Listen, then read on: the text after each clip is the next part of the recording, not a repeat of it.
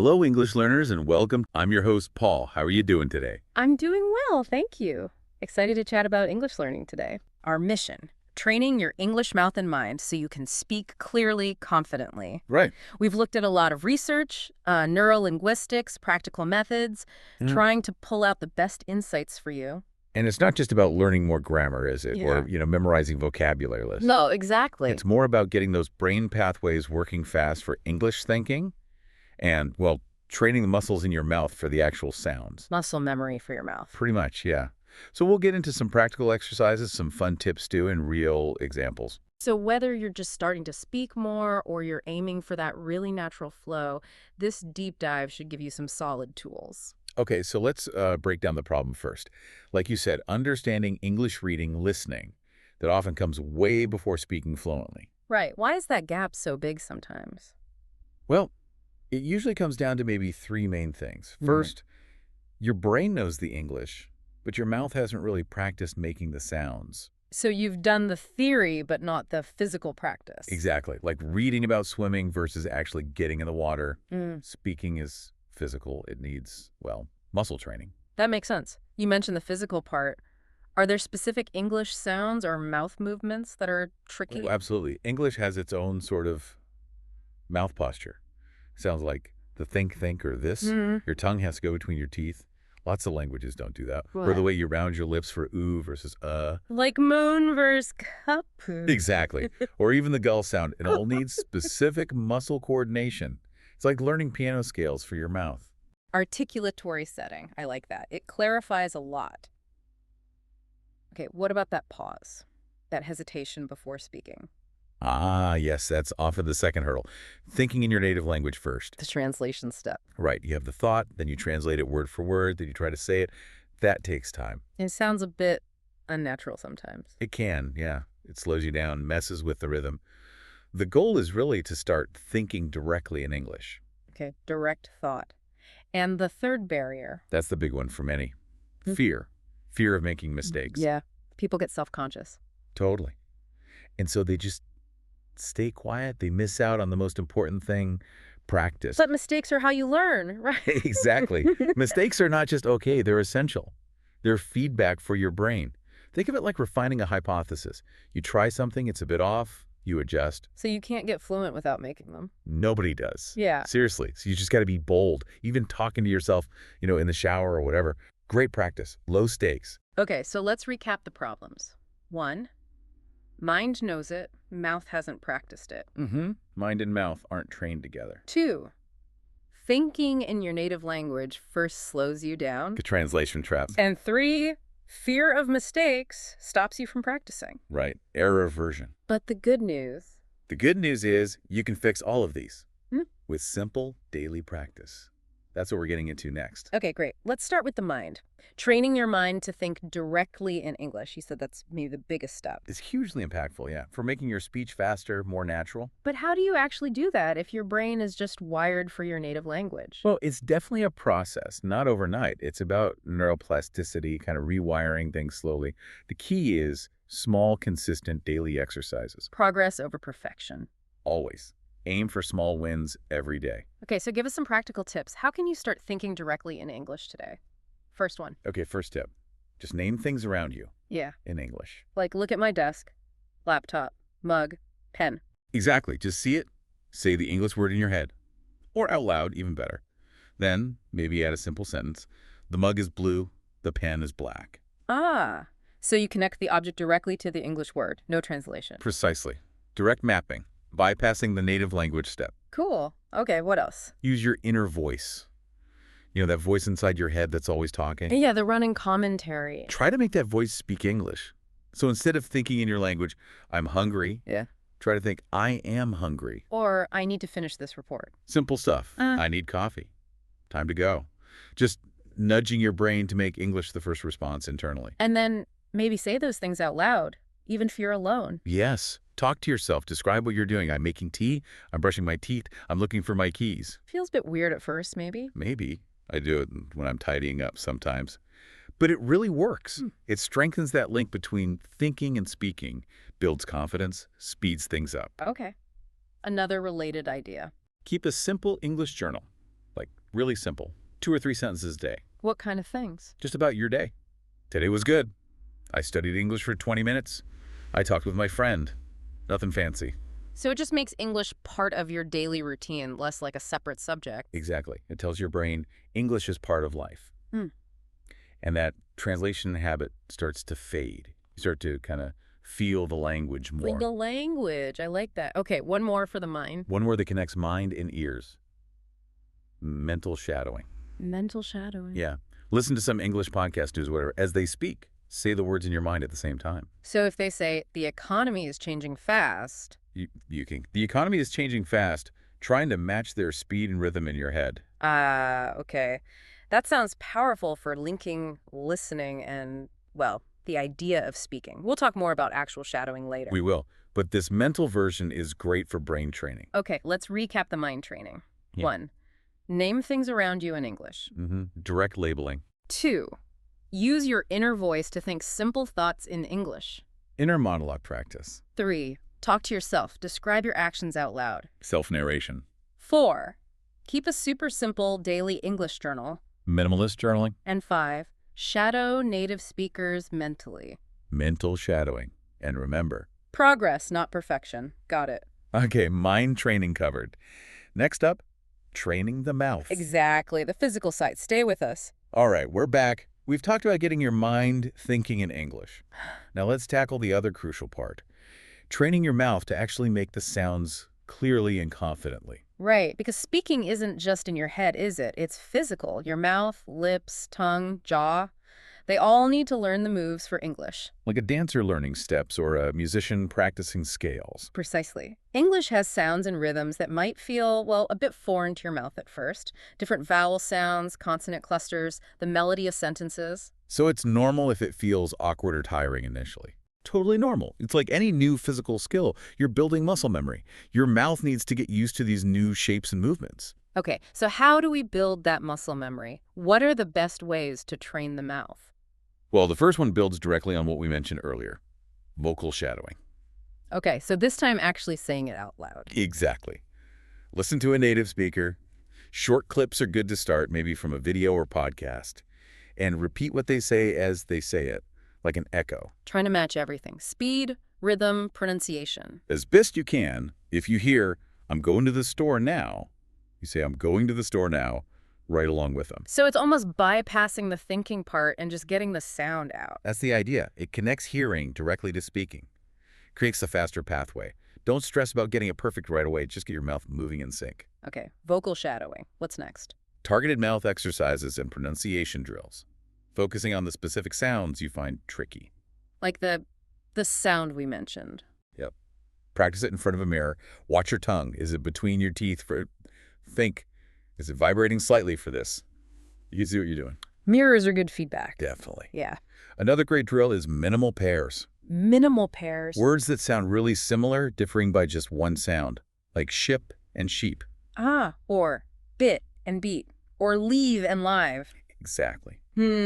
Practicing hearing and saying the difference really sharpens your ear and your mouth's precision. Okay, makes sense. What else helps the mouth? Something really simple but effective. Yeah. Reading out loud. Just grab a book or article and read it? Yeah. Slowly, clearly. Focus on making the sounds. It forces your eyes, brain, and mouth to work together. Yeah. Builds confidence in a low-pressure way, too. Good point. You're not trying to think of what to say, just how to say it. Precisely. And another tool, record your voice. Ooh, that can be scary. You can feel a bit weird at first, but it's so valuable. Record yourself reading something or just talking for a minute. Then listen back. What are you listening for? Clarity, pronunciation issues, maybe speed, intonation. You become your own coach. You hear things you don't notice while you're speaking. Okay, I can see how that would help pinpoint weak spots. Definitely. And finally, maybe the most fun way. Let me guess. Singing. You got it. Singing in English. Pick songs you like, find the lyrics, sing along. How does singing help speaking? Oh, lots of ways. It forces you to match rhythm, stress, intonation. It helps with breath control. It gets your mouth moving fluidly through English phrases, and it's fun. Can't argue with fun. Makes practice feel less like work. Exactly. So, quick recap for mouth training. vocal shadowing, Echoing native speakers. mouth exercises and minimal pairs, Targeting tricky sounds. reading out loud, Syncing eyes, brain, mouth. recording your voice, Self-assessment. and singing. Making it enjoyable. Remember, it's like riding a bike, right? Practice builds the muscle memory. That's it. Repetition strengthens those connections. Okay, coming up next, we're putting it all together. A simple daily routine using these mind and mouth techniques. Don't go away. Welcome back. So we've covered training the mind to think in English and training the mouth to speak English. Now let's combine them into a practical, efficient daily routine. Something people can actually fit into their day. How long are we talking? Honestly, you can get significant benefit from just 10 to 15 minutes a day. Consistency is way more important than duration. Okay, 10, 15 minutes. Let's break it down. Step 1. Start with just 2 minutes of mental practice. As you're waking up, getting ready, consciously think in English. Like the naming things exercise. Yeah, or those simple internal thoughts. Need coffee, it's cold today, what should I wear? Just get your brain into English mode. Okay, 2 minutes. Think in English. Step 2. 3 minutes of speaking out loud. Just talk about what you're doing or thinking. I'm choosing my clothes. I need to leave soon. I wonder what the traffic is like. Exactly. Don't worry about perfect grammar. Just get the words out. Activate your mouth. Got it. 3 minutes speaking aloud. Step 3. 4 minutes of listening and shadowing. Find a short audio or video clip, maybe 1 or 2 minutes long. Like a news snippet or part of a podcast? Perfect. Listen carefully, then immediately shadow repeat what you hear, trying to copy the sound, speed, and rhythm. Even if you don't understand everything. Even then. The goal is mimicking the physical act of speaking English naturally, synchronizing ear and mouth. Okay, 4 minutes, listen and shadow. Final step. 2 to 3 minutes. Yeah. Record yourself. Pick a simple topic, what you did yesterday, your plans for today, your opinion on something simple. And then listen back critically. Yep. Listen for clarity. Were you easy to understand? Were you too fast, too slow? Any sounds you stumbled on. It's quick self-feedback. Okay, let's run through that again. The whole routine. Right. 2 minutes thinking in English. Step 1, mental warm-up. 3 minutes speaking your thoughts aloud. Step 2, activate the voice. 4 minutes listening and shadowing a short clip. Step 3, sync ear and mouth. And 2 to 3 minutes recording yourself and listening back. Step 4, self-check. So 11, 12 minutes total. That's really doable. Absolutely. Do that consistently, every day if possible, and you will see improvement. Maybe not overnight, but definitely within weeks. It builds those habits, strengthens those connections. Consistency is key. Yeah. Okay, that's a solid routine. But what about keeping it interesting? Next, we'll talk about some fun ways to practice. Welcome back. So, we've got the techniques, we've got a daily routine. But let's be honest, sometimes practice can feel like a chore. It definitely can. And if it feels like a chore, you're less likely to stick with it. Motivation dips. Exactly. So how can we make training our English mouth and mind more fun? Let's start with something you mentioned earlier. Songs. Ah, yes, English songs. They're fantastic learning tools, really. When you sing along, you're practicing so much without even realizing it. Like rhythm and intonation. Absolutely. The melody naturally guides your intonation. The beat helps with rhythm and stress patterns. Plus, you're practicing pronunciation in context. Do you need to understand all the words? Not at all. Just getting your mouth used to forming the sounds and flowing with the music is beneficial. Start with slower, clearer songs, maybe. Like the Beatles' Let It Be, or maybe something like Imagine. Good examples. Or even some pop songs if the singer is clear. Find the lyrics online, read along, then belt it out. Daily practice with a song you love. Huge confidence booster. Okay, singing is fun. What else? Games. Yes. Language games aren't just for kids. They work wonders for adults, too. They make your brain work fast in English. Like what kind of games? Well, a classic is 20 questions. Right. Think of an object. Someone asks yes/no questions to guess it. Great for vocab and forming questions quickly. Or how about a word chain game? How does that work? Simple. Someone says a word, say apple. The next person needs a word starting with the last letter, E, so maybe elephant. Then T, tiger. Then R, rabbit. It forces quick thinking in English. Plus, there are tons of apps now, right? Duolingo, WordWall, Quizlet. They make learning feel like a game. Gamification definitely helps. Okay, songs, games, one more fun technique. Role play. Pretending to be in real situations. Ah, like acting out scenarios. Exactly. Pretend you're ordering coffee. Hi, can I get a large latte, please? Sure. Anything else for you? No, that's all, thanks. Perfect.